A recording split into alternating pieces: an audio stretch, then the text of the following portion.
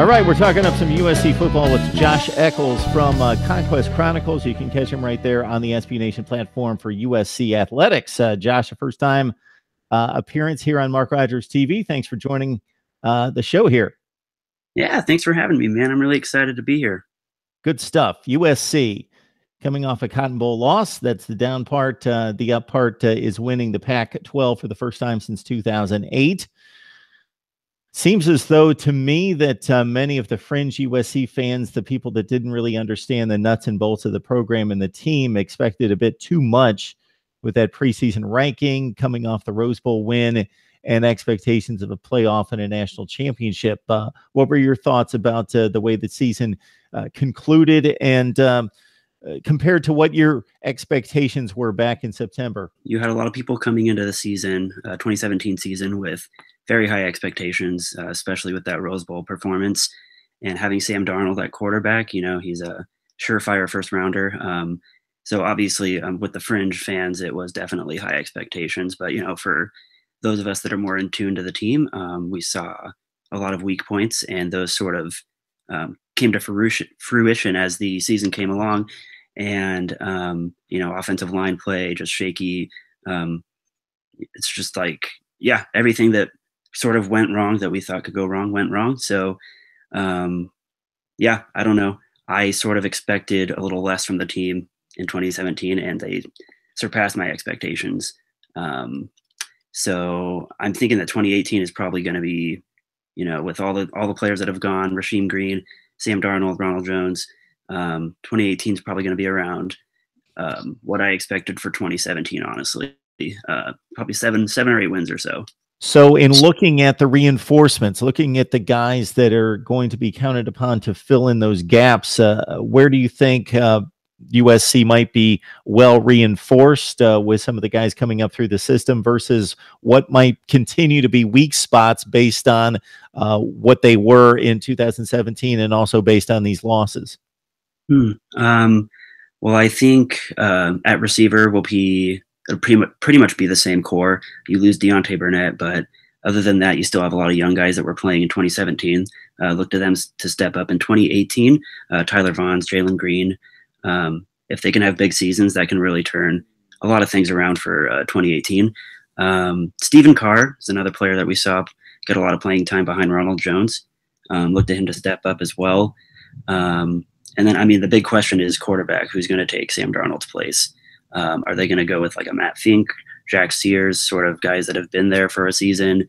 Or I mean, we've seen Jake Fromm, what he did as a true freshman in a national championship game.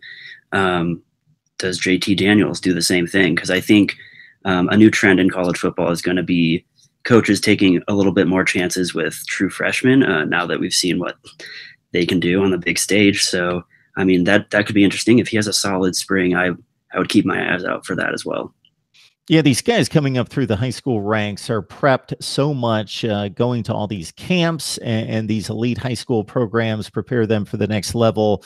It's not much of an issue. Of course, experience is still a determining factor many times when you got a kid on campus and maybe he redshirts and he's been in the system and been playing day in, day out against athletes at his level. But even going to Deshaun Watson, he had a tremendous rookie campaign. Jalen Hurts, despite his passing limitations as a freshman, led Alabama to a national championship. We could sit here and go on and on and on. Josh Rosen at UCLA certainly hit his stride very early and took the reins from day one as well. In terms of what you know about Sears and Fink versus JT Daniels coming into the system, how would you characterize each quarterback in regards to their strengths and what they bring to the table? With Fink and Sears, you have two guys that have sort of been there. They've been around the offense. They've been working with, you know, Helton and Martin in terms of getting the playbook down. So, I mean, that would be a really easy transition. I hate it when people throw around the term game manager for a quarterback, but those would be a little bit safer picks in terms of the 2018 season and trying to transition from what was supposed to be a playoff contender to this team has a lot of young talent, but still a lot of holes. So, I mean, if they're not, I personally would love to see JT Daniels, see what he has, as would everybody else. But if they're going to go with one of the other two, I would go with Matt Fink. He's a little older, a little more experienced with the offense, just being around the guys in the locker room. And I think Clay Helton would probably trust him more. I mean, this is entirely conjecture, obviously, because we don't know what the spring is going to hold. But I would love to see JT Daniels, and if not JT Daniels, I think Matt Fink has probably the best chance at being the starter in 2018. JT Daniels committed last July, has yet to officially sign. He's still a hard commit, and it would be very unlikely that he would choose and opt to go anywhere else. He's the second-rated pro-style quarterback, according to 247 Sports, in the 2018 class. And speaking of which, a very small class at this point in terms of numbers for USC in 2018.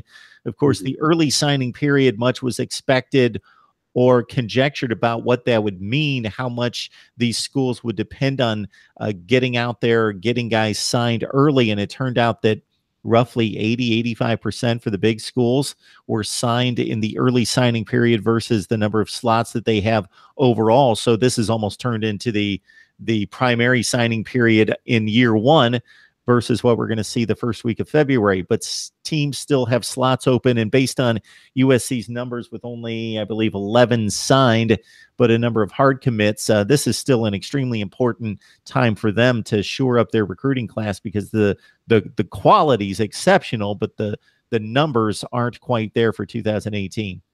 Mm-hmm. Yeah, I mean, you do see some big names on that list of that short list, but you know, the likes of butchering names is going to be a thing for a lot of these players. Once they get into the system, we'll hold you accountable. But right now, yeah, none of us have any idea, Josh. We're just taking a shot in the dark. Yeah. The middle linebacker, Palai Jotiote, I mean, he was sort of like the gem of the whole nation. And I mean, for the USC to swoop up on him and sort of let him play behind Cameron Smith for 2018, and sort of have Cam Smith tell him, or not tell him, but, you know, just show him sort of what it's like to be a USC linebacker. I think that's big. We should all be very excited about that. And then, I mean, I would like to see more help on the offensive line, because that was a hole last year. And you have Justin Diedick, who's going to be the center, but, you know, it's a 4-star recruit. He's going to be good, but I don't know. It's a little worrisome that it's only 11 signed right now. It's going to be big and very interesting to see what USC does next couple months. But it's going to be a young team. It'll be fun though.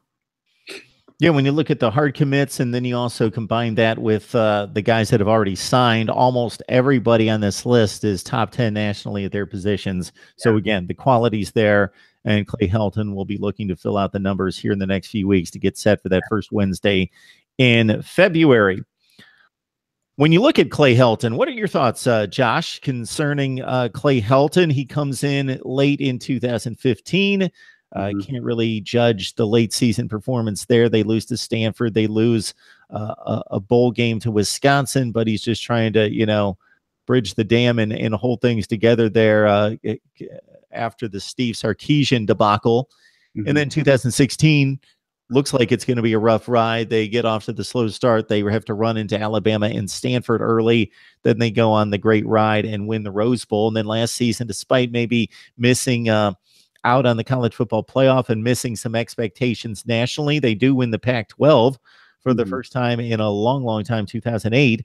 Your assessment of Clay Helton, it strikes me in talking to USC contributors like yourself, and also hearing what the fans say, is that Clay Helton's not necessarily, despite some of the accomplishments here, Rose Bowl win, Pac-12 championship, not the most liked guy in USC, and maybe wanting somebody else or a bigger name, a more accomplished head coach. I've been one of those that has been a little harsh on Coach Helton. You see there have been a couple instances where it seems like he's being outcoached during games. So for a team that's trying to make a deep playoff run and, you know, sort of go over the hump and to be considered a championship contender, I do think that eventually there needs to be a change at the head coaching position. But I mean, for the time being, I think Clay Helton's great. He provides stability for the program, which is in recent years wasn't something that USC really had. So, I mean, while I think in order for USC to win a championship, there may need to be a different head coach during this time of transition and sort of, solidifying the foundation of the program. Clay Helton is the perfect guy for it. But I do think that, yeah, like I said before, there should probably needs to be a change within the next 2 or 3 years or so. Really? So you'd keep Clay Helton now? You think he's okay for this particular phase of the program building, but you don't think he can ultimately get it done?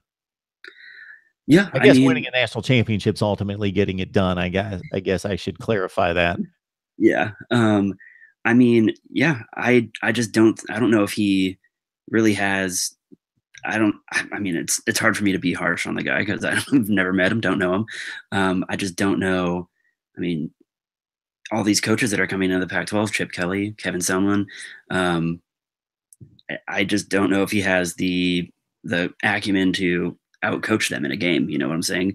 So the talent could be there, but it just comes down to like game management and all that stuff. And I think that honestly, at the end of the day, I don't think he's going to win a national championship with USC, which is no knock on the guy. It's just that's the way. It's LA, it's Hollywood. They're going to need a big name at some point. Okay, very good. Josh Eccles from Conquest Chronicles. You can join him and the rest of the staff there covering USC sports across the board, and of course our focus on football there. Again, Josh working with SB Nation. Josh, we appreciate you dropping by and breaking down the Trojans for us. Hey, thanks for having me, man. Fight on.